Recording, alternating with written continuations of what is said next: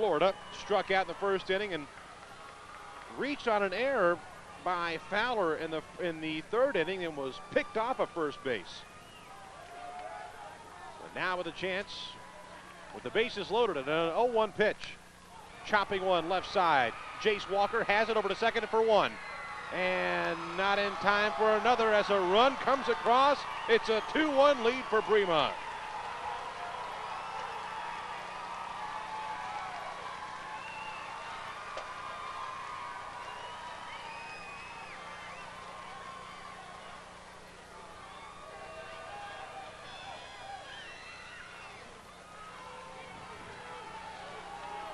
Walker comes up with it cleanly, and good play by Clark, but no throw. No chance to get Florida racing down to first base, and a 2-1 lead for the Tigers. Chris Jamil now at the plate. He's 0 for 2 with a fly out to left and a ground out to second. Runners on the corners with 2 away. The field making sure that everyone stays put. No RBI for Michael Florida on the fielder's choice.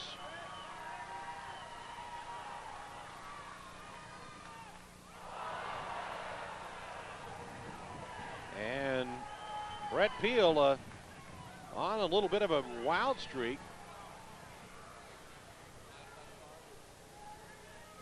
As again the bases will be loaded after popping Chris Camille on the hand.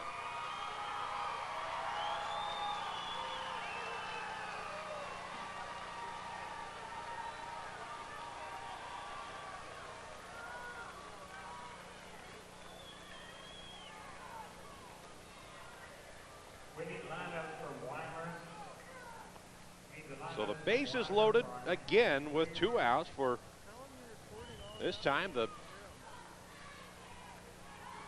most dangerous hitter in the Bremond lineup, Gary Nolan.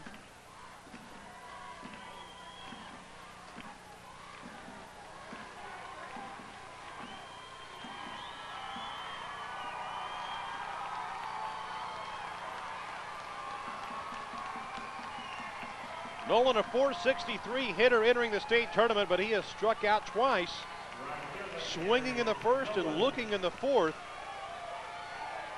But a chance to come up big here. Oh, the old hidden ball trick. They got him.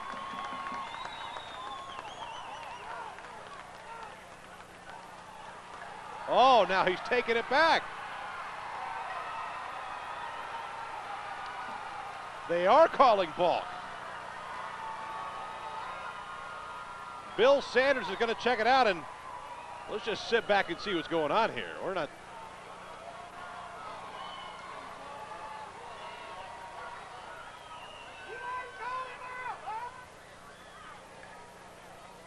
And Randy Breville, the third base umpire, is going to check and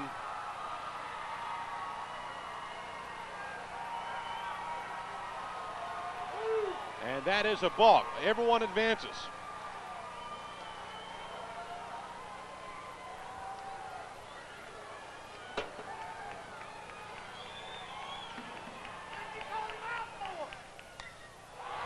And a drive to left field, and Brady Deaver goes back and has it for out number 3.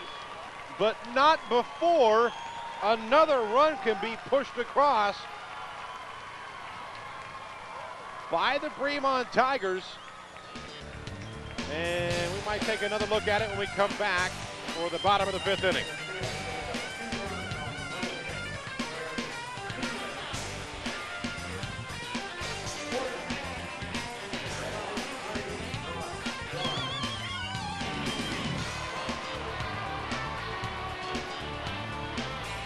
Ask him what angle we have.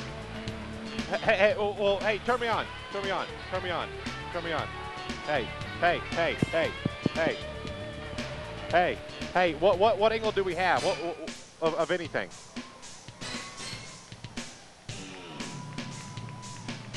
Because all we need to see, he stepped on the mound without the ball, and that's a balk. And if we have that, I can just explain that.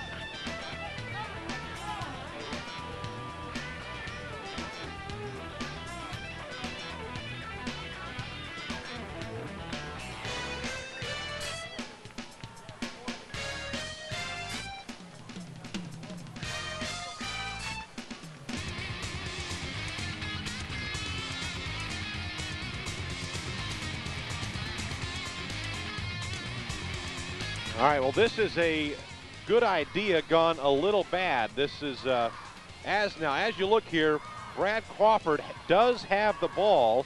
They're going to try the old hidden ball trick, but Brett Peel is now stepping on the mound without the ball, and by rule, that is a balk.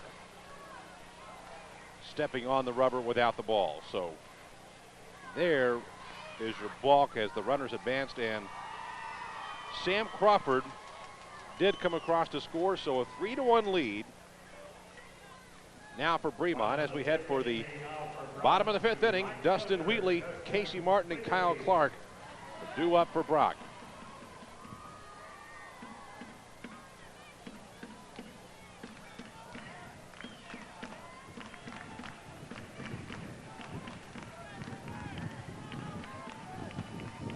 Dustin Wheatley, remember in his last at bat, had to duck underneath a couple of pitches before lining out to Blake Burnett at third. Now he pops one up on the right side. Camille calls for it and has it.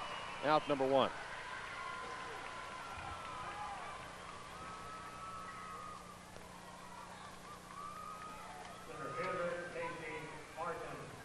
So a couple of unearned runs in the top of the 5th inning for Bremond as one comes across on the fielder's choice ground out from Michael Florida.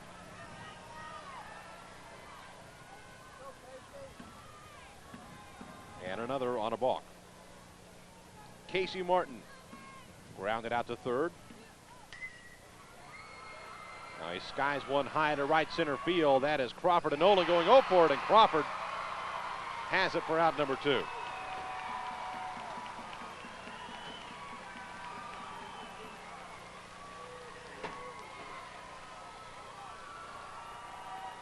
Fans that have made it down from the Super Centex area of Texas, just not too far away up Interstate 35, and Kyle Clark, who has just the 2nd base hit for Brock. Brock in a position where they trail by 2 runs, but they've actually out-hit Bremond at this point, 2-1. Clark had a solid line drive single into left center field his last time at plate, and this time it's off the glove of Yanowski, but it might be ruled an infield single, as I think even cleanly fielding that ball, he might have had a hard time beating Clark at first. That was deep in the hole, and indeed it is a base hit.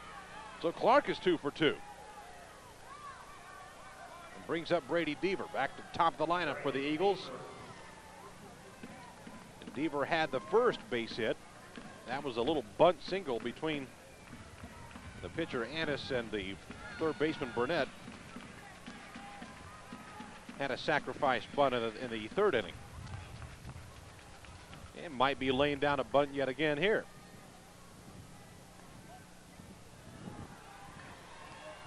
Then again with 2 outs, he's likely to be swinging away.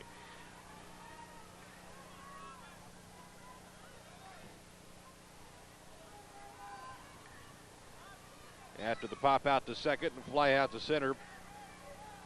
And 2 out, infield single by Kyle Clark. Brady Deaver with a 1-0 pitch.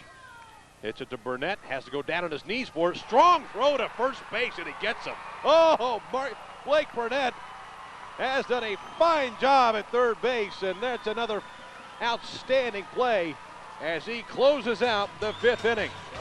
A 3-1 lead for the Bremond Tigers.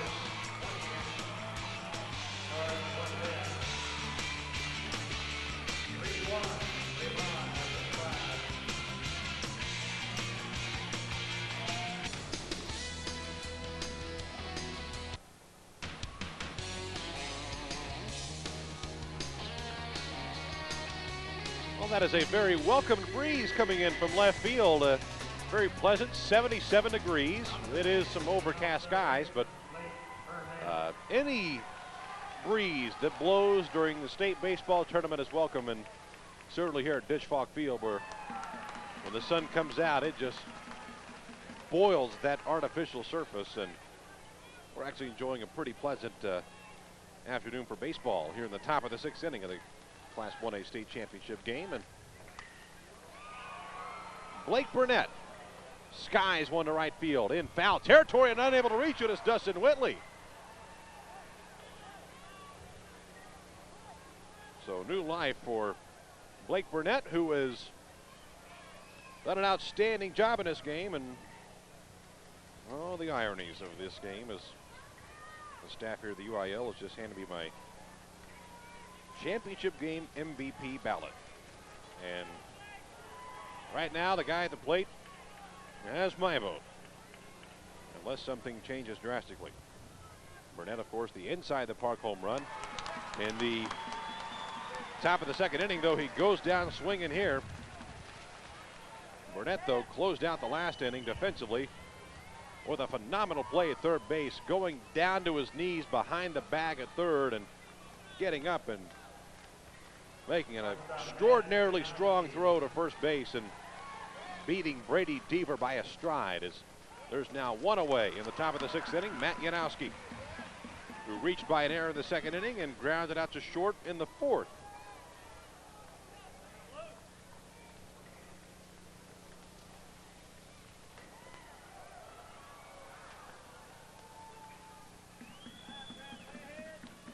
And Bremond just continues to play the numbers, actually being out-hit 3-1.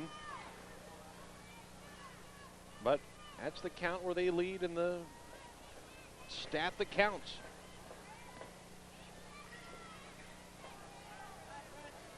Janowski will be followed in the lineup by Alex Swick.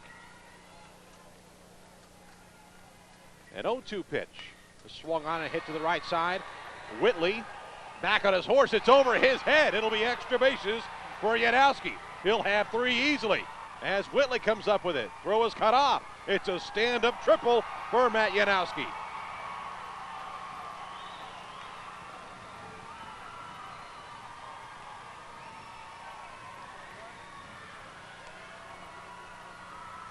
Well, as we said, the wind, as you saw the flag to begin the inning, blowing from left to right. So that ball slicing off the bat of Janowski in the first place, then heading out to right field and just really tailing away from Whitley over his glove and reaching the wall. Now with one out and a man 90 feet away from home plate, Alex Swick at the plate. Senior first baseman struck out in the second inning and walked and scored in the fifth inning. He actually led off the fifth with a walk and was able to move over to second base on a sacrifice bunt from Annis. And then when Sam Crawford was hit by a pitch to load the bases, Swick moved over to third and scored on the fielder's choice grounder by Michael Florida. Now he skies one high to the left side of the infield, and Jace Walker underneath it and has out number two. And that's Janowski and Walker.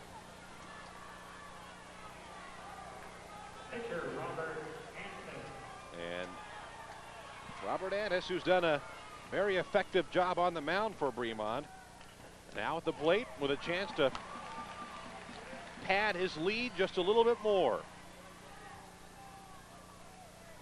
When Annis heads back to the mound at the bottom of the inning, he'll face numbers 2, 3, and 4 hitters of the lineup for Brock.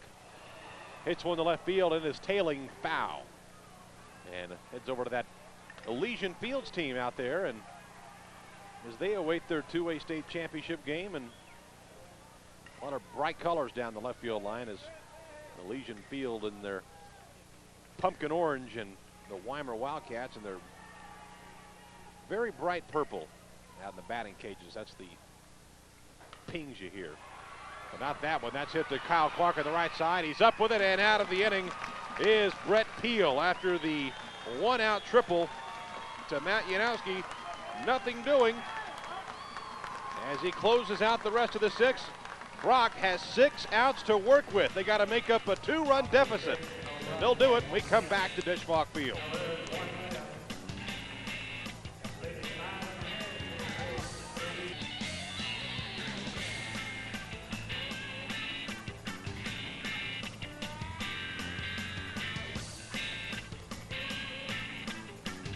members of the Elysian Fields Yellow Jackets and Weimar Wildcats getting ready for their 2A state championship game. And there's some loyal fans from Bremond. Not always a common sight at baseball games, see the cheerleaders, but a pretty common sight at the state tournament as the crew making the trip down here to Austin. And they're trying to cheer on their Tigers to 6 more outs as the Eagles have some room to make up. Brad Crawford leads things off here in the bottom of the 6th. Be followed by Jace Walker and Nick Godby. Crawford 0 for 2. Strikeout and a ground out to short.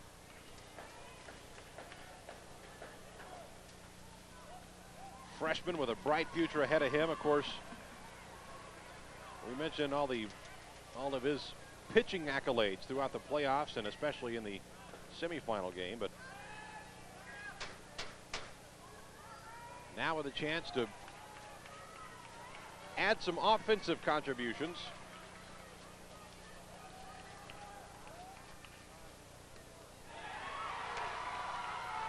Brock again in their first ever state tournament appearance for Bremond. This is their first time since 1981 when they did win it all 20 years ago this week. 3 balls and a strike to Crawford.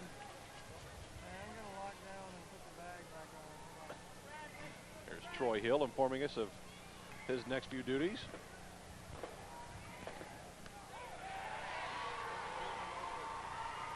As a strong wind and rain has blown in, and look at him scatter. It's like turning on a light in the kitchen and watching the roaches. We are getting a dispersing of crowd as Crawford walks, and now the tying run heads to the plate as you see the folks clearing out the bottom half, and the rain is starting to come now. Tying run at the plate at Jace Walker, who has reached by an error, grounded into a fielder's choice. Those Bremond cheerleaders we showed you just a couple of minutes ago, they're still down there, are they? No parkas, no umbrellas. They're sweating it out down there.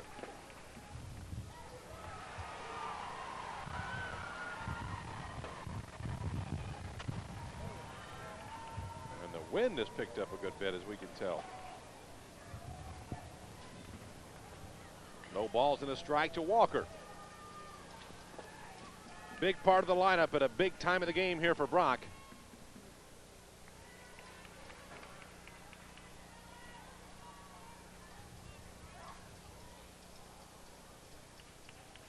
Jace Walker, part of that basketball team that reached the Frank Irwin Center in the state tournament, with a chance to head back to Brock with a state championship trophy here in the baseball side. Swung on and missed for strike 2. And that little burst of rain and all sorts of stuff is quickly dried out.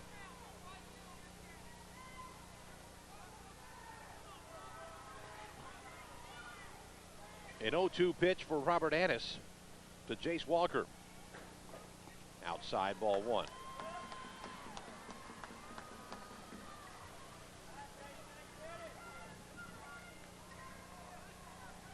Just 3 base hits, as we've said, for Brock, and they belong to just 2 players. Brady Deaver with 1, and the number 9 hitter, Kyle Clark, with a couple of hits. But number 2 through 8 hitters of the lineup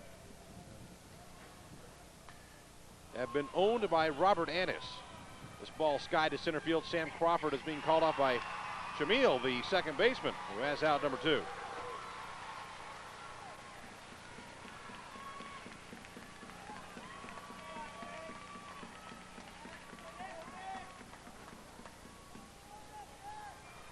Now Nick Godby at the plate, and now he represents the tying run at the plate.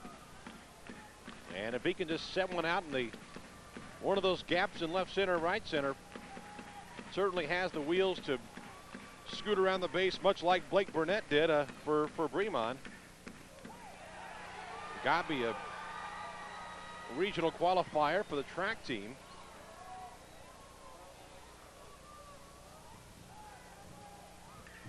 That's Crawford on first. He led off the inning with a walk. 0-1 pitch. Low. Nice stop by Michael Florida behind the plate.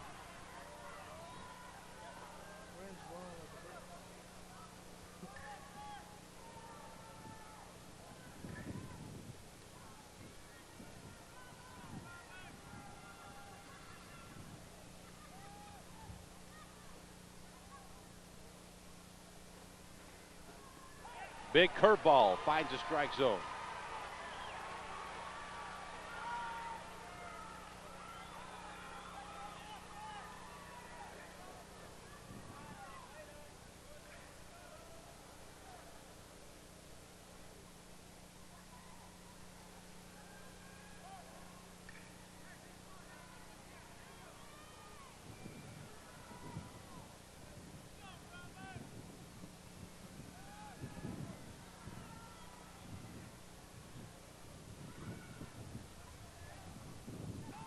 And going is Crawford. They got him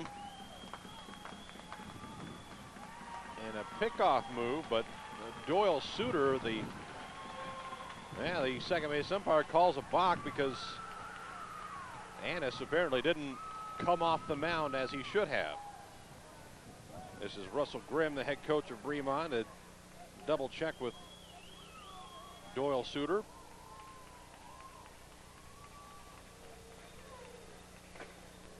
All it takes is a brief explanation. So now the run that will cut the deficit to 1 for Brock is in scoring position. Only 1 out, and the cleanup hitter at the plate.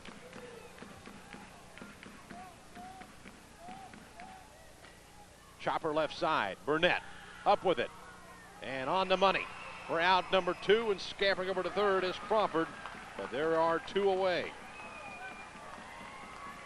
And Burnett, after that one misfire there in the first inning that allowed that first run to score, has made some really phenomenal plays with this glove, and especially with his arm. We've seen some strong throws from Burnett defensively after making some really tremendous stops.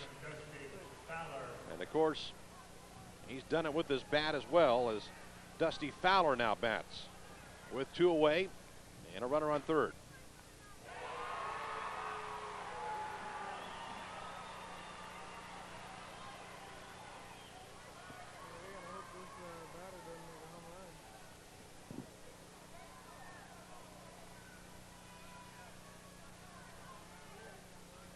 Antis, 0-1 pitch. Big breaking ball, little inside. Well, Brett Peel, the pitcher, awaits on deck should Fowler keep this or start a rally and get on base.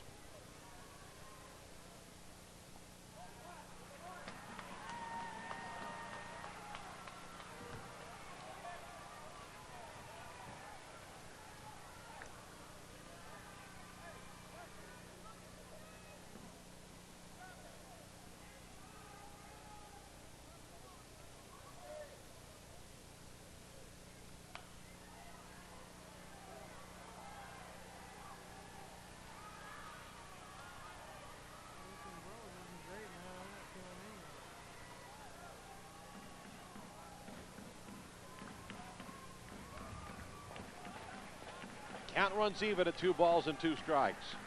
Russell Grimm hops out of the dugout and shouts some defensive instructions. Swing and a miss, strike 3, and Robert Annis gets out of it. Well, Brock had to like their chances, down by 2 with the heart of their lineup. Numbers 2, 3, 4, the lineup coming up. They get the leadoff walk, but Robert Annis shuts them down the following 3 outs. And now Bremond is just 3 outs away from a state title, but they get a chance to pad their lead when we come back.